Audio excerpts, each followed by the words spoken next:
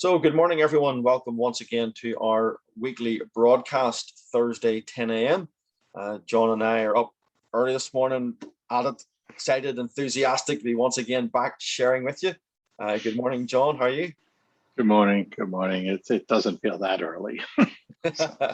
Not for you now that you're on the UK side rather than US side. Your body clock back actually into normality. By this time next week, I can't remember what I might be actually on a plane this time next week, or I'll be already on the other side. So, are you heading back to the US again? Are you? I am. Yes. So obviously there for Christmas, I'm assuming. Mm-hmm. Yeah, it'll wrap up 2021 and then into 2022. So. Very good, very good. Okay, well, let's get straight on with today. It's just John and myself today. We've obviously got a race going live. Hey, we're the heroes. Just come as on. We are the special guests. There's no Dal doing Q&A for us. There's no special guest. Dal's obviously flat to the mat, getting ready for our race at 12 o'clock.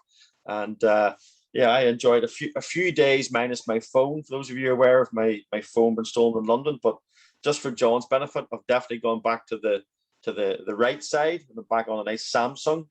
Enough of the iPhones, back to Samsung, and that's me. So I'm feeling comfortable, John, back in the Samsung fold. Retired British infantryman gets mugged. a long story. Let's get into today. So first of all, property market. Then brief overview on today's property marketplace and what's happening. What was chosen for us was just a couple of quick bullet points from the budget. Obviously, as most people are aware by now, it's almost old news. There was certainly an attempt, John, to inject some capital into the property development market to try and encourage the building of more property. That's probably the summary. What's your sort of high level takeaway on these mechanisms? So I think you're right. It is old news when it comes to the Chancellor of the Exchequer standing up and announcing things. This type of stuff, though, takes forever to implement. So it's not even starting, so to speak. And some of these things can be quite significant. The Help to Buy in a prior Chancellor's speech, that's a thing, really had a big ripple. So whether this has a big impact, it's devil's in the detail. We'll see as these things are rolled out. As there's stated there in red, there's a lot of equity required to make some of this work, because some of this will be financing that has to be married up with your own capital or married up with other financing to actually draw it down. Yeah, and that's the key point that I wanted to make. That I mean, this is obviously nice for those involved in the property world. It's obviously beneficial if the government's going to inject 1.8 billion to unlock new homes. I mean, sometimes people forget the gap that still exists. You forget about COVID and all of that. UK needs 300,000 homes every year in theory to keep up with demand. It's building probably just less than 200,000. So I mean, you have this massive gap that at the minute doesn't seem to be closing. So cash injection been put in by the government, extra grants, at local government level, trying to improve the planning process, regeneration of brownfield sites. The relevance to us as a platform, or anyone involved in the equity world, is that, as you say, these projects, almost all of them, will need a slice of equity in the capital stack. And where's the equity going to come from? So it's like we're in the right place being involved in providing equity. I would agree. And I think individuals also should take the macro view. We've had a 10, 15 year, 20 year housing shortage. So somehow we're getting on, right? We're just continue to live. People are older. If you had a baby 15 years ago, they're 15 years old now, and there's a housing shortage the whole time. So this is generally a positive when it comes to being an investor in the property sector, because supply and demand, if there's a supply sort of shortage, then that means that you'll see values rise, you'll see rents rise. So it's not necessarily good if you're on the buy side, but it is pretty good if you're on the landlord or selling side. So people should think of it in the macro sense. It's almost helping protect your investments. So that is what we had done today for the marketplace, pretty straightforward. Let's get on now with some of the projects that we have sort of lining up now for the rest of this year. As we have indicated, we've had a sort of a very successful and great momentum in the last 6 months. So we've done double in the first 9 months of 2021 than what we did in 2020. Q2 was a record quarter this year. Yeah. Enough about you and the Q3, platform. So Q3, tell me about the deal. And we doubled Tell me it. about the deal. So just it's important that the context of where we are, momentum is the point I'm making, John. Momentum is really important in business, and we definitely have that. So Church Road, this goes live today. Now this is sort of a smallish raise than what we usually do, but it's a planning uplift raise, and the minimum investment is £100. The developer would prefer the maximum investment was £1,000. And what I mean by that is, what he wants, John, is lots of different people involved for the journey, not just one or two people putting in a big amount of money. And there is a benefit to developers by having lots of new investors come on the journey, particularly if he moves to the development phase and wants to raise more funds. Yeah, I mean, I know Ed from different meetings, and also Miles I've met with, which are the two people in the photo, the farthest left, and then the third one from the left. Ed and Miles, multi-generational private developers, have done a few projects where they crowdfunded. I think I've invested in 3 of them over the history of their projects. And this is their first planning opportunity. And it highlights that you can raise a small amount. It highlights that it's a great opportunity to warm up an audience for maybe what would be a subsequent phase if they do want to take this forward and build it, or they might just exit, as it says in the document, by selling it for a profit, is the presumption. So everybody needs to read the details, but you have till noon today to make sure you've read it before you hit the pledge button. I expect there'll be some decent interest in this. The planning opportunities normally do have decent interest. So I would suggest people need to spend the next hour or two reading so they're fully aware if they're at all interested. And you can put in £100 and then you get a copy of the shareholder agreement. You'd see how a raise works. You learn how the process works. You get to follow Ed and Miles along when it comes to their journey with this project. So it's a lot of opportunities to learn, to grow, besides make an investment. What I have here is a brief drone footage from the visit. So Tony and Dal from Leo Crowdfunding were actually on site, but it was supposed 5-6 weeks ago now as part of our looking at the project. So let's just play this, and obviously we can make a few comments over it. And location wise, John, it is a very nice location just on the outskirts of Bristol. This is actually very near to where Ed lives, so it's literally a 2-minute drive. So they're very familiar. But this is the plot. You can see the people standing on the plot. So it's effectively a large garden, and they're going for a nice sort of high-end single dwelling and on the plot. So as you say, very experienced developers. They haven't brought a planning application through the platform as yet, but obviously they've been involved in planning applications for now on 35 years. They do have a planning consultant and an architect in place, and maybe Ed can drop that into the forums, John, to clarify who that actually is. It would be nice if he did, because I was looking at the document and I didn't see any reference to who's handling planning. But if he puts it in the forum associated with this phrase, and that would let everybody know. Yeah, absolutely. So yeah, it was just a nice wee look at it. So this goes live at 12 o'clock today.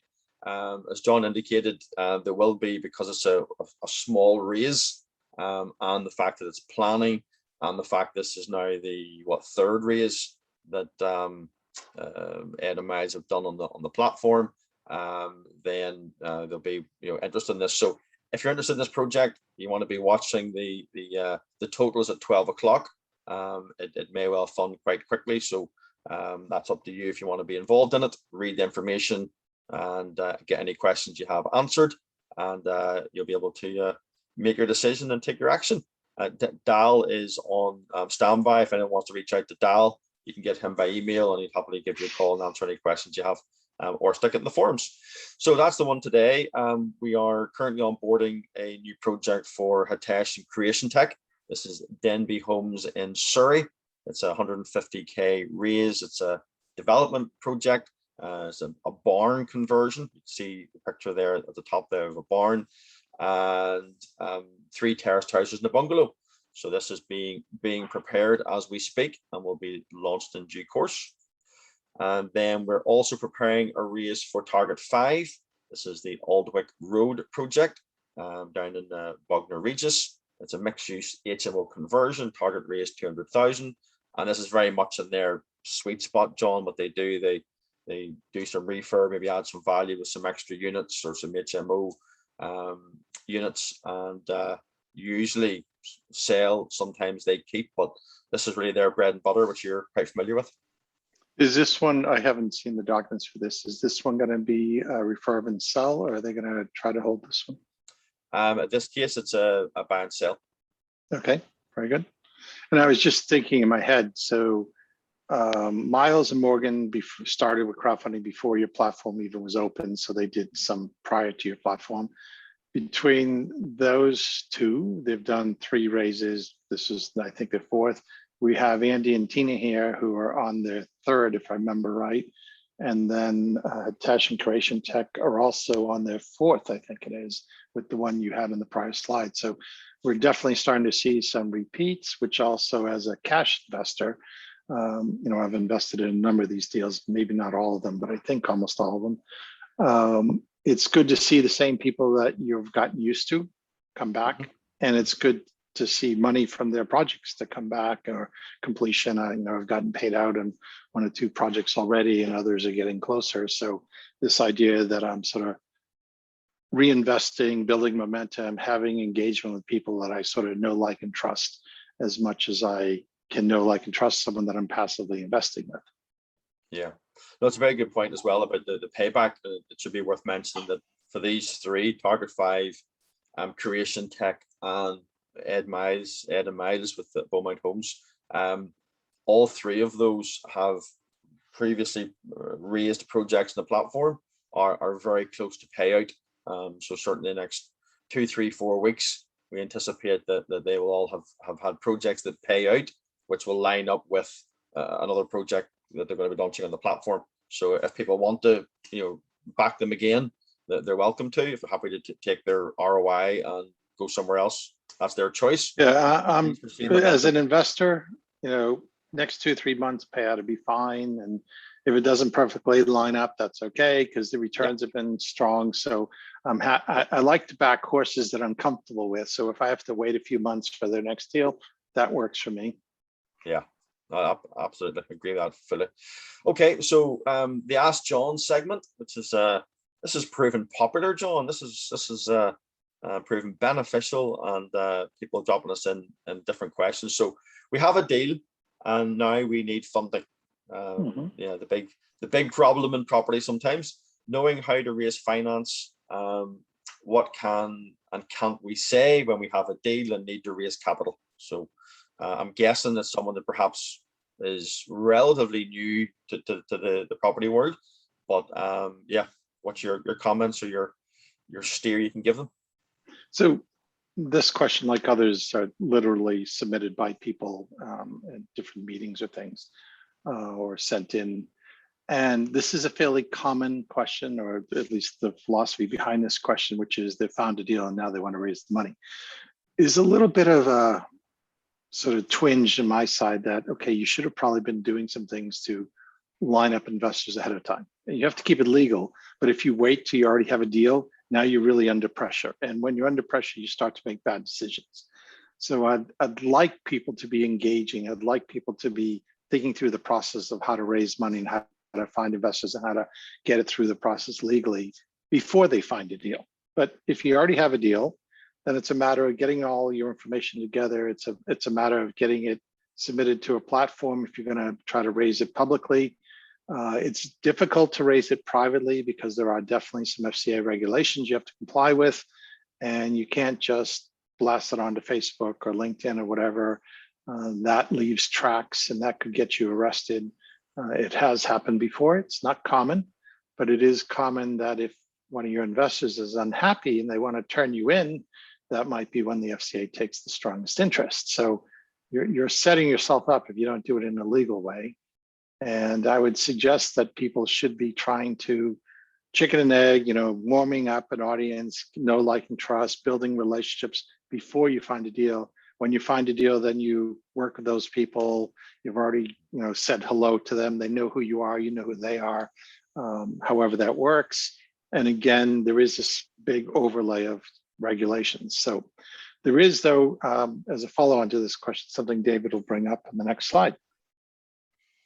Okay, just one quick observation on that, and it's maybe just pointing out as well that and I'm not saying it's a waste of time, it's the wrong terminology, but there's limited value in spending all your time lining up deals if you haven't actually lined up some funding, because at the end of the day, you can't actually make the purchase, you can't complete the deal. So you might have a fantastic deal and you've done your DD, you've been to the area 3 times, and you've done all the estate agents for the figures and all the rest of it, but at the end of the day, time's precious. So yes, it's chicken and egg, but you've got to ensure that you've got a plan for your funding before you start going out. Correct. And you don't want to be pressurized. And also, if you look at the deal that's going live today, the Bristol deal, that's an opportunity to watch someone else raise money. That's an opportunity to sort of learn what the shareholder agreement's all about. That's an opportunity to look at their documents, look at their process, understand how they're doing it. That is, in a sense, your competition for money, but it's also a great way to learn.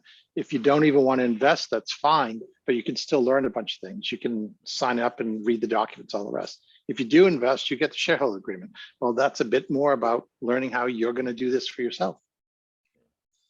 Okay, so that leads us in nicely to what was last week's special announcement. And I think everyone who knows John and I know that we're not two guys that are sort of given to hype. It's not our kind of form, but we have been working on this for, well, I would say, John, probably 13, 14 months in terms of conversations and planning. And certainly this last 2 or 3 months, particularly many hours spent putting this together. So we did announce it last week in terms of some dates, but we're able today to give a little bit more detail on what we're doing in terms of a very special live interactive 3-day boot camp. And I think it's really important, John, to emphasize the live bit. This is not a sit with a cup of coffee with your screen off and just listen to people in the background. This is designed to be interactive. And we're really confident we're going to have a phenomenal 3 days of packed content, of being able to talk to other people who've been involved in raising funds. And really looking forward to these 3 days, 7th, 8th, and 9th of December, full on days, 9 to 7. But yeah, we're really looking forward to this, John. I mean, do you want to cover sort of who we're looking to target for this, or who's going to benefit the most from being on this 3-day bootcamp? So while anybody could learn and maybe benefit from sort of educationally, this is meant to be more workshop, more boot camp, more hands-on. It is live. It'll be done online, so you don't have to travel, but it's a live event. Don't expect any recordings that you can watch later at your leisure and all the rest. So we're focusing on people who are trying to raise money because they're able to find more deals than they have money. So classic problem is they've been in the business, they've had some success, they know how to find deals. They can't predict exactly when the next deal will happen, but they know they can find more deals, but they keep running out of cash. They keep sort of coming up a bit short. The lender is happy to lend to them if they can show more equity in the deal. So this is for people who are trying to raise that money. They want to have a good 2022. They want to sort of crush it compared to this year. They want to take it to the next level. It is not for someone who's brand new. Now, with one caveat, if you are relatively inexperienced, but good at what you do, and you are ambitious, well, think about partnering with someone who has a better track record. Think about building your track record by joint venturing on 1, 2, 3 deals with them. It help with the lenders, that help with a lot of things, but you can also do a raise as partners And investors like seeing a team. They don't like seeing one person, because if that one person gets injured, it blows up the project. So teams are good. Yeah. So if anyone has any questions on this, stick it into the Q&A now, and we can try and deal with them in the next sort of 6-7 minutes before we wrap up today. But this is really the first time we've gone into any level of detail about this event, and some of the fundraisers who are on our database received an email about it just yesterday. So already people have been booking tickets. So really, John, is the first. We're taking 30 seats for this event. So that's the number we feel we can have the right type of interaction.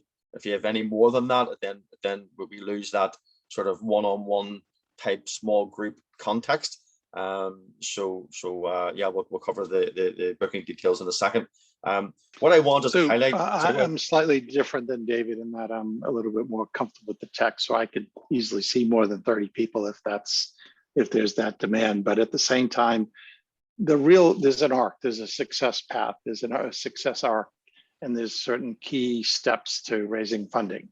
And everything from know, like, and trust, and building an audience, and structuring your offer, figuring out what is the target profit, how much should go to the other investors versus yourself, how to set up the shares and things like that. So there's about 6-7 steps in that arc, and we'll be going through each of those over the various sort of modules that we have outlined.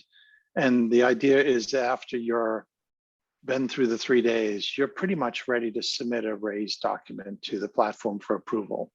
You don't have to go to the platform. There's no legal requirement, but you need to avoid getting arrested.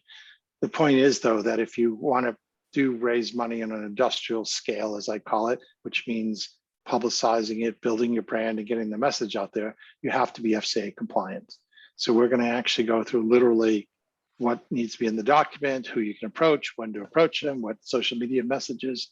That whole arc will be covered over the 3 days. Yeah, so let me just run down those, because I have them in my head to go through them very quickly, because it is very important. So as well as actually hearing from people who have obviously been very successful in raising funding.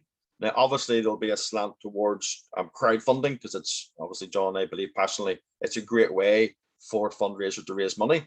But it could be on a debt platform or an equity platform, so we're not limiting this as just equity. Wherever a developer needs to go and raise funding, they need to have thought about some things, be that senior debt or whatever. So first of all, you've got to be very clear on the analysis of your deal and the structuring of your deal in terms of the capital stack. So we'll be covering that and how you should do it. You've certainly got to be aware of compliance. That's a massive thing. If you're going to look for equity, you're going to go out and try and use social media or talk to friends and family. Developers must be aware of the compliance and regulatory environment. Very, very important. There's then the presentation of the raise in we call it an equity offer document, call it an investment memorandum, but the document, the pitch, again, must be financial promotions approved and with key elements in it. The danger is sometimes it's too detailed, but you've got to cover certain aspects. You're then looking at brand building and how you get that information out and access potential investors. We're definitely going to cover a little bit about investor psychology. How do investors look at your deal? What are they looking for in what you present? And you'll not be surprised to know that very often what fundraisers think are important, investors don't always see it as important. They're looking for different things. And then lastly is the whole concept of launching the raise and seeing it as a marketing launch. And I think, John, that's something people don't see it that way. It is almost like a product launch. You have to have a pre-launch. You've got to have a full-on launch when it's live, and then there's going to be a post-launch, and they're very important things to have thought out and planned. So they're the 6, if you like, topics that we'll be covering. Yeah, I mean, the last one you mentioned, the launch, is definitely key. And it's probably where the property investors are the weakest. You're used to doing your projects, you're used to finding deals, you're used to getting the numbers right, and all the rest of it, arranging the debt. But we're talking about public launches here, because you're trying to raise money from people that probably don't even know you, and you're going to build relationships with them. And essentially, you're building your brand, you're building momentum.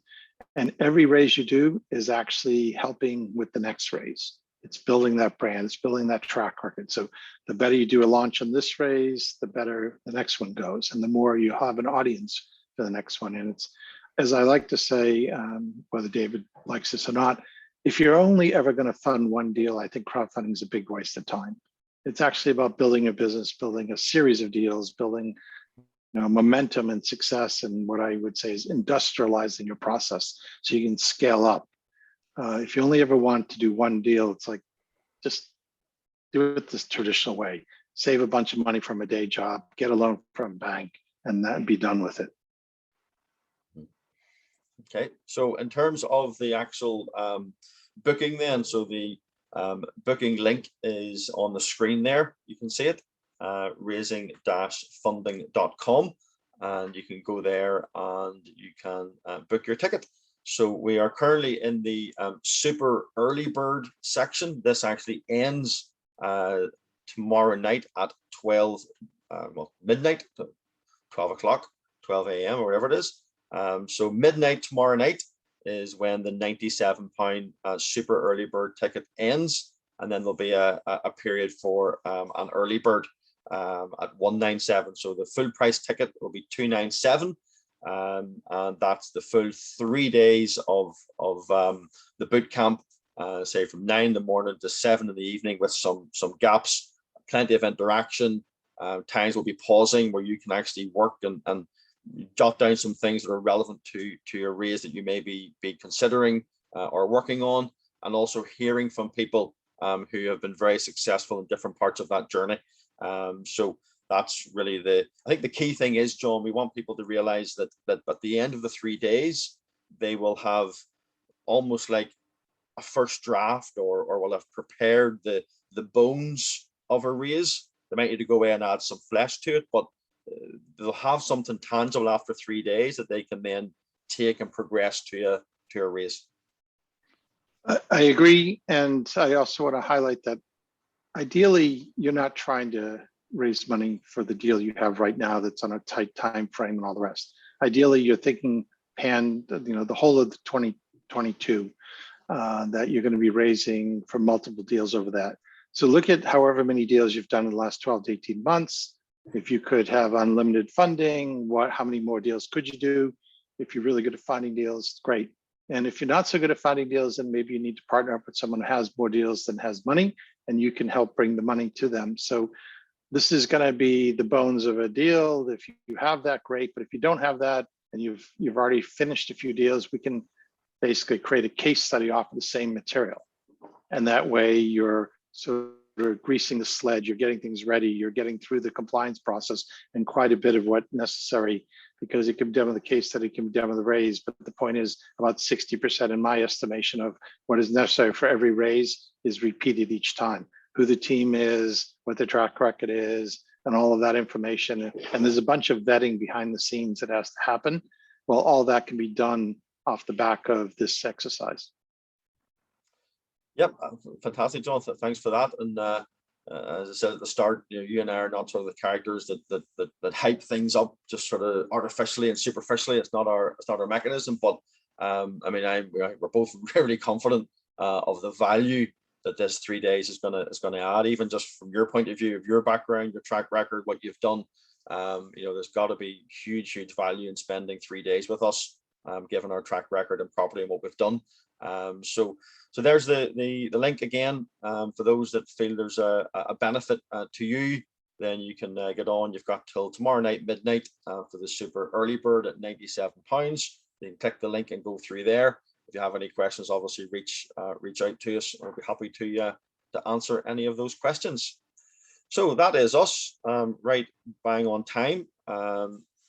There's the contact details if you need to reach out and contact us. Again, remember that we go live with the Church Road project at 12 noon today. So again, if you have any questions, reach out to us and we'll try and answer those for you. And if you are thinking that you may be interested in investing, I just encourage you to watch the numbers at 12 o'clock so you can see how that's progressing. And as we said, given it's a small raise, given it's a very strong track record with the developer, there's a possibility that it may fund very quickly. So it's up to you to have a look if you're interested. So John, that's us for today. Any last minute takeaways? Just to reiterate what you just said, literally, folks, do take a look at the document, do take a look at the raise. This is a great exercise. Every time there's a raise, you should always be paying attention to it, because you're going to be learning how other people are raising money. You're going to be learning what they disclose, what they don't disclose, what they share, how they share it, when they share it. There's a lot that you can learn just from watching. And then when you go to do your own raise, when you do your own case study, when you do your second raise and third raise, all these things you've been learning by watching others will suddenly kick in, and it'll be really beneficial. Absolutely. Fantastic. Okay, that is us for today. So thanks everyone for joining us. And as usual, the recording will be on YouTube within about 30 minutes. And look forward to seeing you again next week at 10 a.m. for our weekly broadcast. All the best, everyone. Bye-bye now.